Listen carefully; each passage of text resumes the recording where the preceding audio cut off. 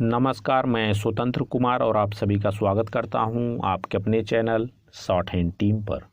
तो दोस्तों, आज के इस वीडियो में रामधारी सिंह गुप्ता खंड 2 के प्रतिलेखन संख्या 95 के डिक्टेशन को हम लोग लेने वाले हैं। इसे हम दो अलग अलग स्पीड में लेंगे। पहली बार में 90 की स्पीड में, तो दूसरी और आखिरी बार में इसी डिक्टेशन को हम लोग 100 की स्पीड में लेने वाले हैं। लेकिन अगर आपको ये नहीं पता है कि इसे संकेत लिपि में किस प्रकार से लिखा जा सकता है, यानी इस प्रतिलेखन के प्रत्येक शब्द की आउटलाइन क्या होगी, तो आप हमारे शॉर्ट हैंड टीम ऐप को डाउनलोड कर सकते हैं। ऐप का लिंक इसी वीडियो के ठीक नीचे डिस्क्रिप्शन बॉक्स में आपको मिल जाएगा। ऐप को डाउनलोड करके इस प्रतिलेखन के प्रत्येक शब्द की आउटलाइन को आप जान सकते हैं। साथ ही साथ और भी बहुत सारे कोर्सेज आपको ऐप पर मिल जाते हैं, जिनके माध्यम से आपकी शॉर्ट हैंड स्किल टेस्ट की अच्छी तैयारी हो सकती है। तो 90 की स्पीड में आपका डिक्टेशन स्टार्ट होगा 5 सेकंड के बाद। तब तक के लिए आप रेडी रहें।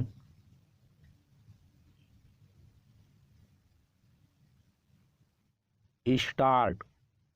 सभापति जी, जब से इस विश्वविद्यालय ने अपना नया रूप धारण किया है, तब से यह पहला अवसर है कि मैं इसके आचार्यों और स्नातकों से अपनी कुछ बात कहने के लिए यहाँ आया हूँ।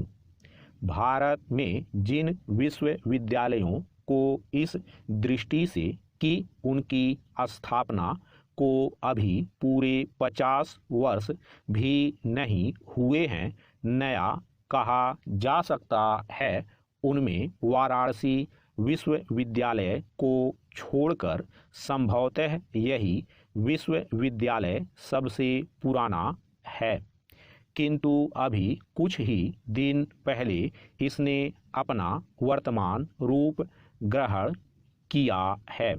इस दृष्टि से यह इन सब नवीन विश्वविद्यालयों में नवीनतम विश्वविद्यालय माना जा सकता है।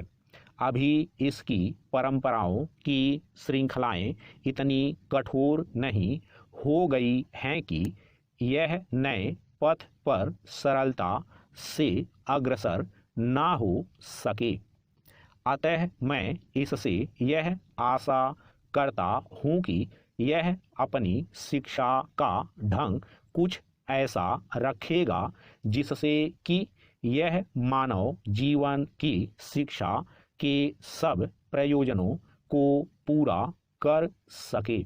मैं यह कई अवसरों पर और कई स्थानों पर कह चुका हूँ कि हमारी वर्तमान शिक्षा प्रणाली, चाहे वह प्राथमिक विद्यालयों की, माध्यमिक विद्यालयों की अथवा विश्वविद्यालयों की हो, उपरोक्त उद्देश्यों को पूरा करती प्रतीत नहीं होती।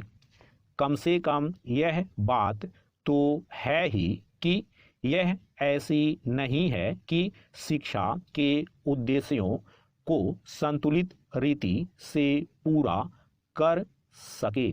आपकी अनुमति से इस संबंध में मैं आपसे कुछ शब्द कहना चाहता हूँ। पैरा।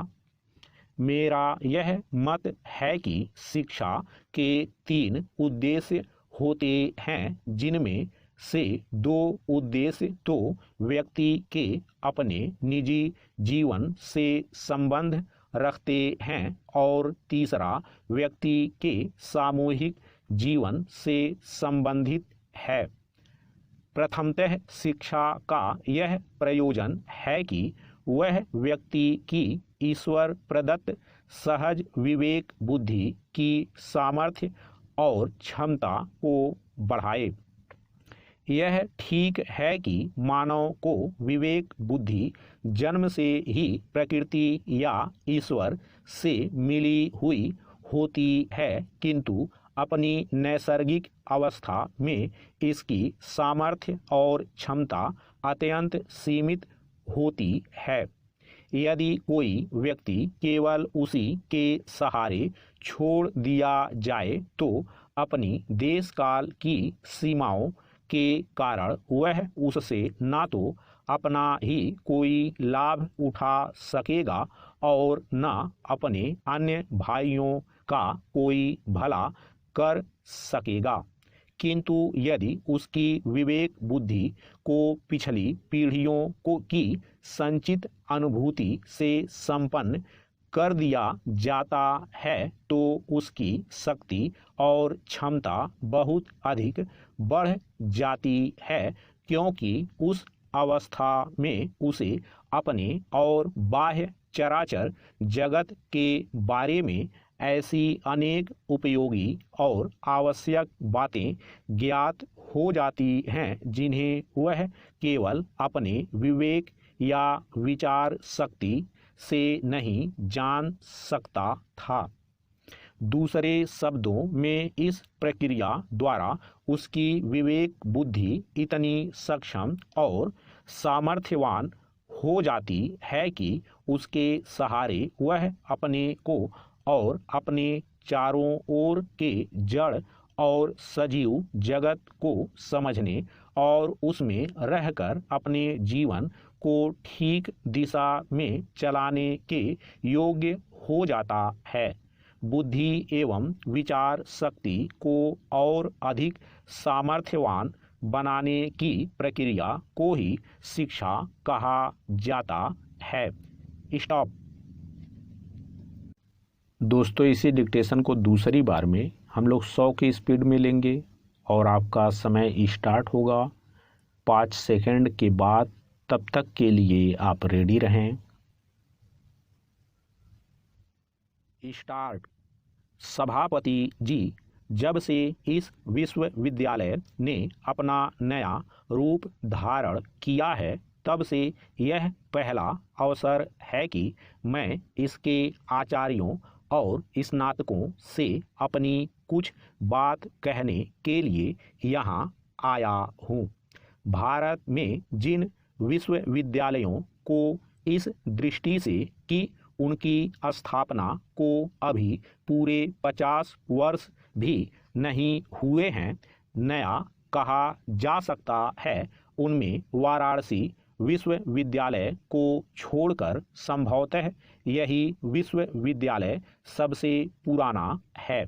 किंतु अभी कुछ ही दिन पहले इसने अपना वर्तमान रूप ग्रहण किया है। इस दृष्टि से यह इन सब नवीन विश्वविद्यालयों में नवीनतम विश्वविद्यालय माना जा सकता है।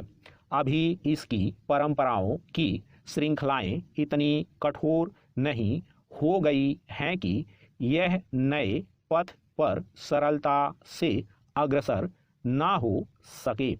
अतः मैं इससे यह आशा करता हूँ कि यह अपनी शिक्षा का ढंग कुछ ऐसा रखेगा जिससे कि यह मानव जीवन की शिक्षा के सब प्रयोजनों को पूरा कर सके।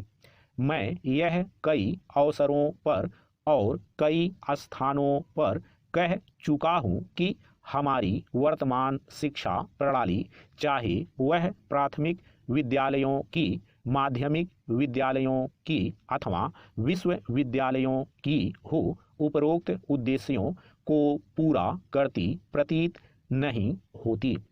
कम से कम यह बात तो है ही कि यह ऐसी नहीं है कि शिक्षा के उद्देश्यों को संतुलित रीति से पूरा कर सके। आपकी अनुमति से इस संबंध में मैं आपसे कुछ शब्द कहना चाहता हूँ। पैरा। मेरा यह मत है कि शिक्षा के 3 उद्देश्य होते हैं, जिनमें से 2 उद्देश्य तो व्यक्ति के अपने निजी जीवन से संबंध रखते हैं और तीसरा व्यक्ति के सामूहिक जीवन से संबंधित है।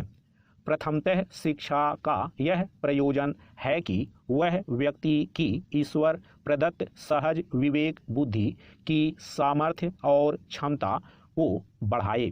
यह ठीक है कि मानव को विवेक बुद्धि जन्म से ही प्रकृति या ईश्वर से मिली हुई होती है, किंतु अपनी नैसर्गिक अवस्था में इसकी सामर्थ्य और क्षमता अत्यंत सीमित होती है।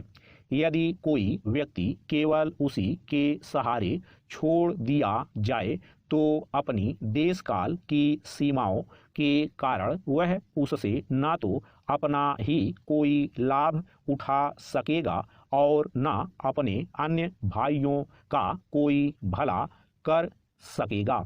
किंतु यदि उसकी विवेक बुद्धि को पिछली पीढ़ियों की संचित अनुभूति से संपन्न कर दिया जाता है तो उसकी शक्ति और क्षमता बहुत अधिक बढ़ जाती है, क्योंकि उस अवस्था में उसे अपने और बाह्य चराचर जगत के बारे में ऐसी अनेक उपयोगी और आवश्यक बातें ज्ञात हो जाती हैं जिन्हें वह केवल अपने विवेक या विचार शक्ति से नहीं जान सकता था।